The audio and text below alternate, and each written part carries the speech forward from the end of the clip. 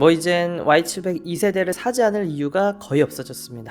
이런 부분까지 해소가 된다면 국내 유저들도 반길 갓성비 태블릿이 되겠네요. 안녕하세요, 발품남입니다. 자, 드디어 레노버 리전 패드 Y700 2세대 준비해봤습니다. 사실 Y700 1세대도 잘 쓰고 있었는데 영상을 찍기에는 리뷰 타이밍을 놓치기도 했고요. 그러다가 이번에 Y700 2세대도 같이 사용하게 되면서 두 제품을 비교하는 리뷰 시간 가져보도록 할게요. 이번 Y700 2세대는 1세대와 비교해서 재질부터 포트 구성, 성능까지 전반적으로 많이 개선됐습니다. 1세대는 물량이 딸릴 정도로 국내외에서 인기가 많았잖아요. 이번 2세대도 인기를 잘 이어줄 명작이라는 생각이 듭니다. 자, 그럼 제품을 사용해보면서 각종 테스트와 함께 쭉 써보면서 느낀 장단점, Y700 1세대와 비교하면 어떤 점이 달라졌는지, 그리고 2세대부터는 반글화하는 방법도 더 쉬워졌는데요. 반글화, 최적화하는 방법 간단하게 알려드리고요. 총평까지 빠르게 진행해보도록 할게요. 바로 출발해보시죠. 제품 바로 뜯어볼게요.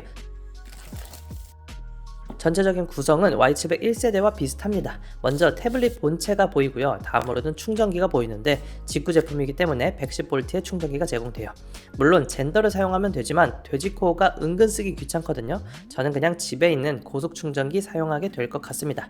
케이블은 데이터와 충전 모두 가능한 C2C 케이블이 제공되고요. 유심핀 제공됩니다. 참고로 LTE 모델은 아니라서 유심 슬롯은 제공되지가 않고 SD카드 확장 슬롯은 제공됩니다. 자, 본격적으로 2세대의 외관 살펴보도록 할게요. 일단 1세대와 비교했을 때 후면 카메라의 구조가 가장 눈에 띄죠. 접사 렌즈가 하나 추가가 돼서 듀얼 카메라 구성을 갖추고 있습니다. 그리고 3.5파이 이어폰 단자도 2세대부터는 빠졌고요. 대신에 C타입 포트가 각 측면에 하나씩 총 2개로 늘어났습니다. 둘 다 충전도 가능하고요. 하나는 충전하고 하나는 이어폰 잭으로도 사용해도 돼요. 특히 측면에 C타입 포트가 있으니까 영상 볼 때나 가로로 게임할 때 진짜 편하더라고요. 그 외 디테일에도 변화가 있습니다. 후면의 로고도 음각으로 바뀌었고요. 외관 재질도 달라졌어요. 2세대부터는 알루미늄 합금으로 바뀌었어요. 내구성도 더 좋아졌고 지문도 잘 묻지 않아서 좋았습니다. 그리고 Y700 1세대의 전면 카메라는요, 이어폰 단자 때문인지 위치가 중앙이 아니라 약간 변태스러운 사이드에 있었거든요. 근데 이번에는 중앙에 잘 위치한 걸 확인할 수가 있죠. 디스플레이는 시야각이나 500니트의 최대 밝기까지 게임하기에 무리 없는 스펙이고요. 색감은 1세대, 2세대가 육안으로 크게 차이나지 않는 수준이었어요. 다만 2세대에서도 베젤의 여백이 동일하지 않는 점, 주위에 음영이 지는 현상은 여전히 남아있네요. 또한 1세대와 2세대를 들어봤을 때 무게감과 두께감에서 차이가 났습니다.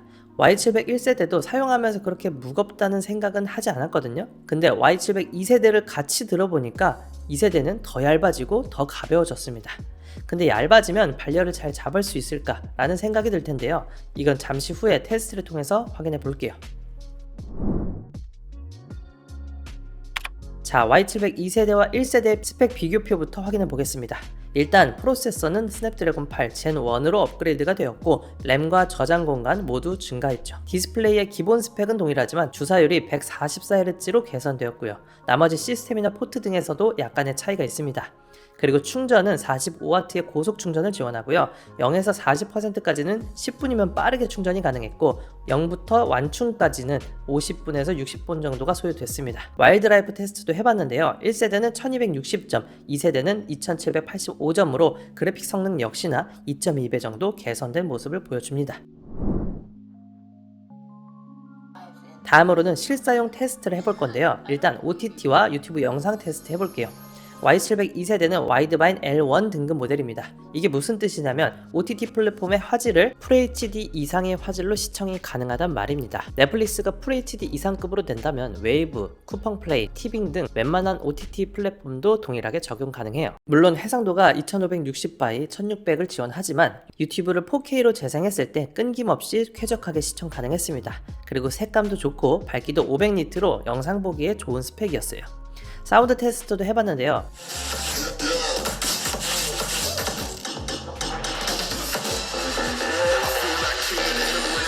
양옆에 스테레오 사운드를 지원하고 크기 대비 빵빵한 음질이 장점입니다. Y700 1세대도 스피커 음질 괜찮았었는데 2세대 역시나 가격 대비 출력과 음질 모두 준수했습니다. 게이밍 태블릿인 만큼 게임도 한번 돌려볼게요. 게임을 실행하면 좌측에 게임 도움이라고 게임 편의 기능을 활용할 수가 있는데요. 여기서 현재 CPU, GPU, 프레임, 온도 상태, 인터넷 속도, 화면 녹화까지도 가능하고 성능 모드도 절전부터 최대 성능 모드까지 설정해서 플레이할 수가 있습니다. 원신과 모바일 배그, 아스팔트 9 최고 옵션에서도 잘 돌아갔어요. 모바일 배그를 울트라 H로 최고 사양으로 플레이했을 때 쾌적하게 돌아가는 걸 확인할 수가 있죠. 특히나 아스팔트 같은 레이싱 게임을 할 때 크기도 딱 좋고 그립감까지 좋아져서 게임하기에는 찰떡궁합인 태블릿이 아닐까 싶어요. 근데 1세대와 2세대를 동시에 써보면서 느낀 게 사실 1세대나 2세대나 구동할 수 있는 게임의 차이, 최고 사양 수준의 차이를 느끼기는 어렵습니다. 다만 2세대가 동일한 게임을 하더라도 확실히 끊김없이 부드럽게 게임을 할 수는 있었어요.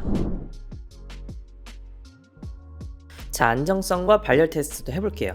와일드라이프 익스트림 스트레스 테스트를 돌려봤습니다. 안정성은 보통 4% 내외의 하락폭을 보이면 준수하다고 판단을 하는데 안정성은 97.6% 수준으로 3% 내외의 점수 하락폭을 보여줬습니다. 기기의 온도는 30도에서 46도까지 상승했고 테스트하면서 외부 온도를 측정해 보니까 카메라 부근이 가장 높게 올라갔고 48도까지 상승을 했습니다. 오히려 1세대보다도 순간적인 발열 측면에서는 더 좋지가 않았는데요. 2세대의 두께가 더 얇아졌기 때문에 발열 관리가 더 안 되나 라는 아쉬움이 있었는데 다행히 30분 이상의 장시간 게임을 했을 때에는 1세대에 비해서 2세대가 온도 관리를 더 잘 해줬습니다.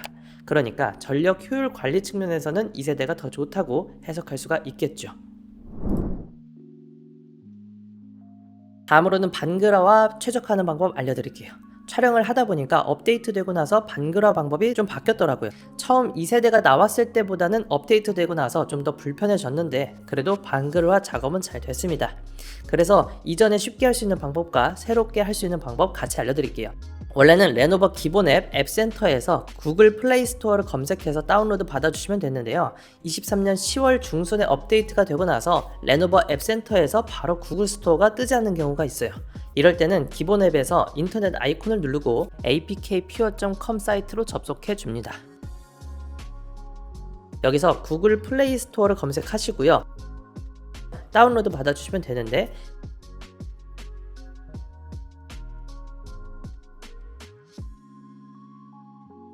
만약 여기서 다운이 잘 되지 않는다면 APK Pure 앱을 다운로드 받아서 설치해 주세요.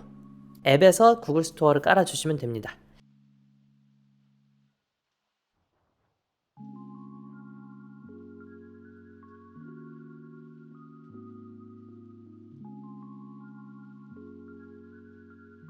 그리고 구글 스토어에서 아이디 로그인이 바로 안 되는 경우가 있는데요. 그럴 때는 설정, 앱스, 우측 상단의 점 3개 클릭, 구글 베이직 서비스를 활성화 시켜주고 재부팅 하시면 구글 로그인이 정상적으로 될 겁니다.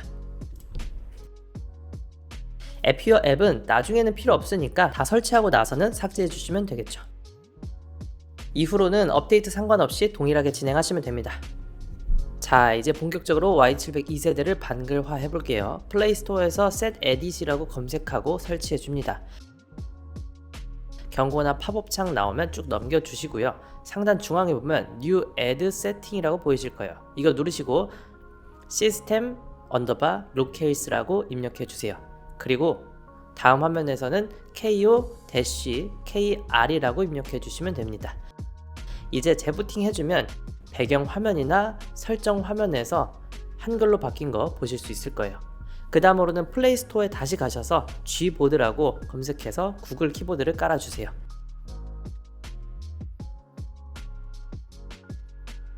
여기서 한글 키보드를 설정하고 설치해 주시면요, 이제 한글 읽기와 입력까지 모두 가능해졌죠. 지금부터는 제가 개인적으로 설정하는 방법으로 안내해 드릴게요. 다음으로는 바탕화면이나 설정, 앱에 들어가셔서 필요 없는 앱을 제거해 줘야겠죠. 제 기준으로는 배경화면에 중국어로 되어 있는 앱은 그냥 다 삭제했습니다. 그리고 구글 스토어에서 네이버, 넷플릭스, 카톡같이 원하는 거 설치해 주시면 되겠죠. 유튜브도 잘 되는지 봐야겠죠. 검색창에 발품 파는 남자 검색하시고 영상 테스트 해보시고요. 구독 버튼도 눌러보니까 잘 작동되네요. 그 다음 설정을 열어서 시간이라고 검색해 줍니다. 여기서 중국으로 위치가 되어 있는데 한국으로 위치를 바꿔주고요. 그럼 시간과 날짜가 한국 시간으로 변경돼요. 다음으로는 잔량이라고 검색해 줄게요. 여기서 배터리 잔량 비율을 찾아서 활성화해주면 우측 상단에 배터리 잔량이 숫자로 표기됩니다. 그리고 배터리가 좀 빨리 닳더라도 빠른 주사율이 좋다고 한다면 설정, 디스플레이, 화면 새로 고침 빈도, 자동에서 144Hz로 고정해 주시면 됩니다. 그 다음 갤럭시에는 기본으로 있는 두 번 탭해서 화면 켜는 기능 있잖아요. 이것도 설정 가능해요. 설정, 일반 설정, 빠른 제스처, 화면을 켜려면 두 번 탭합니다와 두 번 눌러서 잠금 두 가지를 활성화해 주시면 두 번 탭해서 화면을 켜고 끄는 기능 모두 됩니다. 그리고 2세대의 재밌는 기능이 설정, 개인 사용자 지정, 충전 애니메이션을 누르면요 4가지의 애니메이션을 선택할 수가 있어요. 이거 설정해 두시면 느낌 있게 충전할 수가 있겠죠. 이 정도면 몇 가지 좀 어색한 한글을 빼고는 갤럭시 같은 글로벌 홈 제품들과 대세 지장 없이 잘 사용할 수 있을 거예요. 자, 가격부터 살펴볼게요. Y700 시리즈는 재고에 따라서 가격이 좀 달라지는 편이니까 참고만 하시고요. 촬영일 기준으로 40만원 중반대에 구매 가능합니다.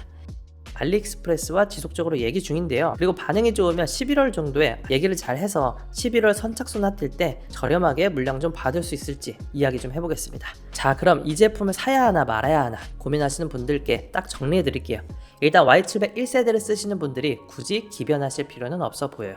물론 Y700 2세대가 성능이 수치상 2배 가깝게 향상됐습니다. 하지만 Y700 1세대도 최적화 워낙 잘 되어 있기 때문에 지금도 웬만한 프로그램과 게임 다 돌릴 수가 있어요. 일반 유저분들은 갈아탈 필요까지는 없어 보이고요. 다만 또 테크에 관심 있는 분들도 많이 계시잖아요. 더 가벼운 무게, 얇아진 두께, 그립감, 144Hz의 주사율, 측면 C타입 포트 추가 등 전체적으로 확실한 업그레이드를 보여주는 제품이기 때문에 2세대로 넘어가는 걸 말리진 않겠습니다. 분명한 건 현 시점에서 8인치대 영상 머신, 게이밍 태블릿을 찾는다면 최고의 가성비 제품입니다. 아이패드 미니 6와 비교하더라도 애플의 생태계를 쓰는 분들만 아니라면 가격도 더 저렴하고 뛰어난 퍼포먼스, 144Hz의 고주사율, 구글 플레이 스토어를 즐길 수가 있는 레노버 Y700 2세대를 더 추천드려요. Y700 2세대는 빌드 퀄리티, 성능, 효율 어느 면에서도 빠지지 않는 웰메이드 제품이니까요. 8인치대 게이밍 태블릿을 찾는 분들이라면 이거 구매하시면 되겠습니다. 이번 영상은 여기까지입니다. 세상에 완벽한 제품은 없으니까요. 영상 보시고 내 취향과 예산에 맞게 잘 고민해 보시기 바랄게요. 언제나 선택은 여러분의 몫이고요. 그럼 오늘도 합리적인 구매 되시기를 바라며 저는 인사드리겠습니다. 오늘도 득템하세요. 고맙습니다.